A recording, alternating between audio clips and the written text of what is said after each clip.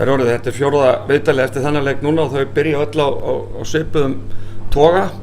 Þessi leikur breytist algjörlega eftir hálfleikstíð. Hvað, fengu þeir einhver auka orku hjá sínu þjálfara eða hvað málið? Þeir kom bara sterkar inn og við vorum bara flatir.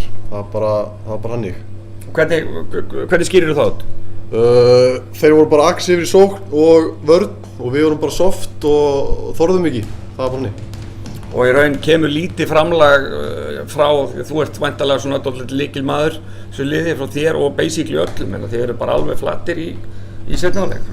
Já, þeir náttúrulega eru með mjög sterkt lið og flestir þarna eru að spila í meistaraflokki og búin að vera í yngri landsliðum, þannig að töluverð reynsla hjá þeim og þeir komu bara, þeir vissu alveg hvernig áttu að dekka okkur og voru bara stífir og köttu bara styrkleikan okkar út og við gerum ekkert á móti. Þannig að þetta er væntanlega vonbrigði, þú ætlar auðvitað að fara í úrslitaleikin, en hvernig spáir honum?